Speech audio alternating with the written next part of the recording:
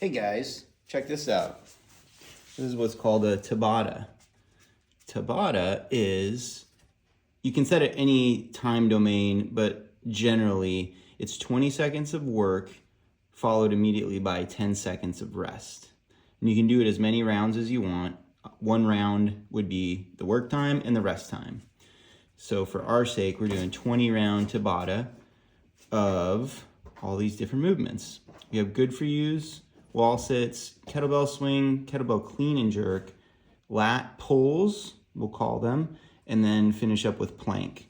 So you can see in each one of these sets right here, that's set, or round 1, 2, 3, and 4 are gonna be good for yous. 5, 6, 7, 8, wall sits, kettlebell swings for 2, kettlebell clean and jerks, lat pulls, and then planks.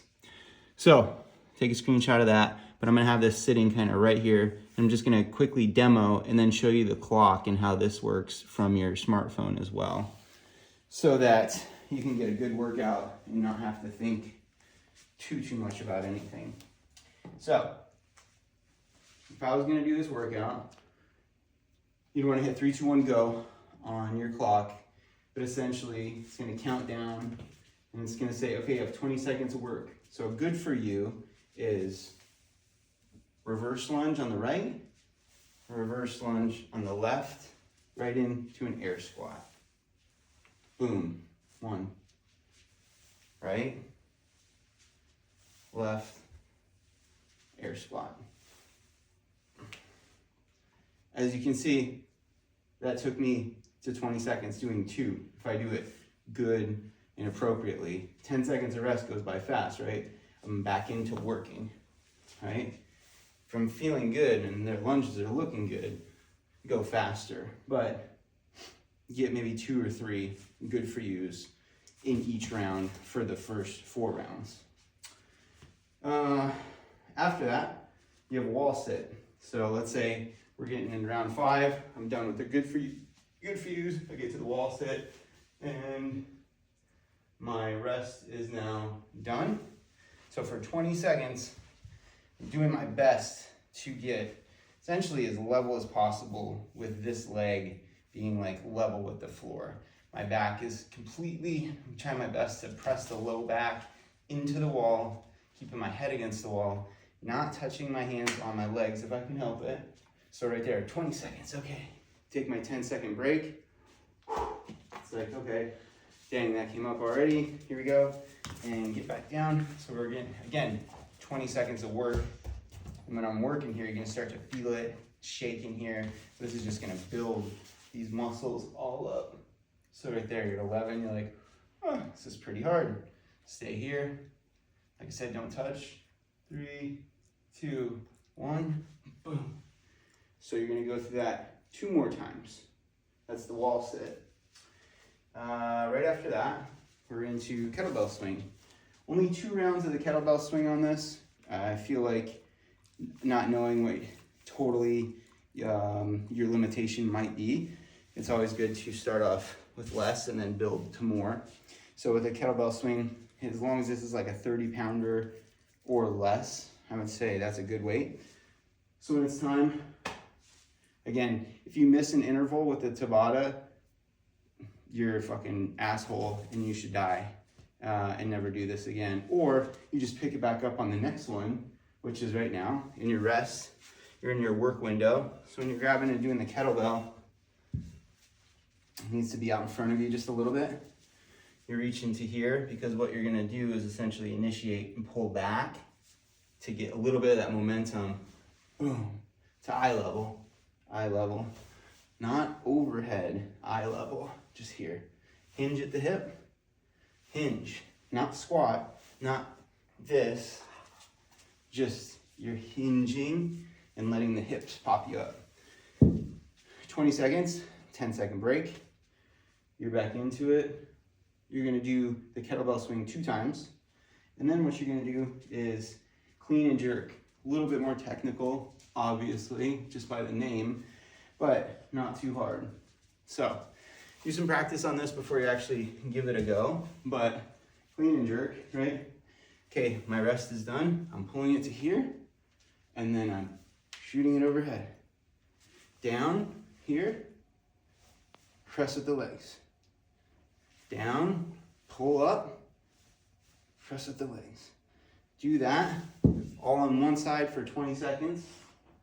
Take your 10 seconds rest.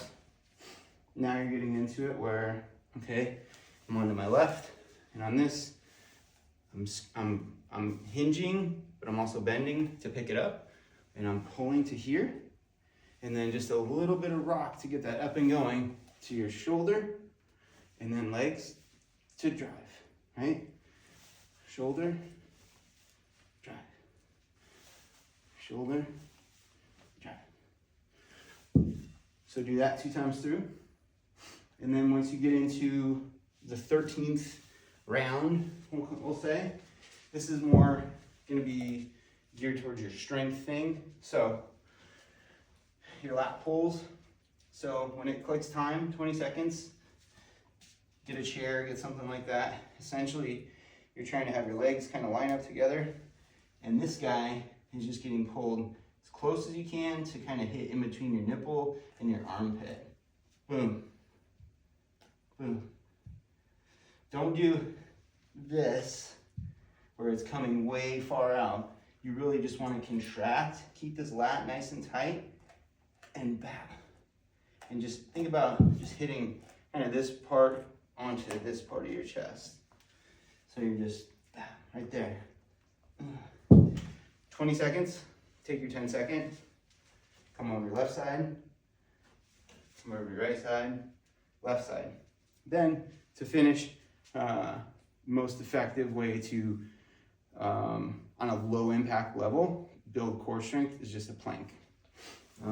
Best planks are the ones where you're gonna be on your forearms, facing straight if you can. And when you're doing the plank, trying to keep your back and your butt as level as possible. So your 20 seconds or your 10 seconds of rest would be up, boom, right to your plank. You're sitting here, keeping it tight, focusing on keeping the butt down, but also kind of tucking those hips kind of into your chest, if that makes sense. Because that's really gonna keep everything nice and tight. And then rest. Okay, 10 seconds rest, 20 seconds work. Rest, work, rest, work. And then on the last 20th Tabata or round, you're done. You've worked for a total of, I don't know, 7 minutes-ish. And you'll definitely get a workout. Just worry about making sure that you're loose, you're not injured at all before you do any of this, that you have enough space is always good, that your timer's working, but then also if it doesn't feel right mid-workout, slow down. If it feels good and you feel like this is too easy, make it a little bit harder. The good for yous, you can add, a weight when you do the step back and then the squat. You could do, on the plank, make it a little wider on your hands. The wall sit, add a weight, sit deeper. All these things are infinitely scalable to meet kind of where you're at. But I feel if you're looking to get strength back in your legs and then just in that coordination and just upper body, I think these workouts are easy, simple, effective way to kind of stimulate what you need to make that happen. So let me know what you think. I know it's going to kick your butt.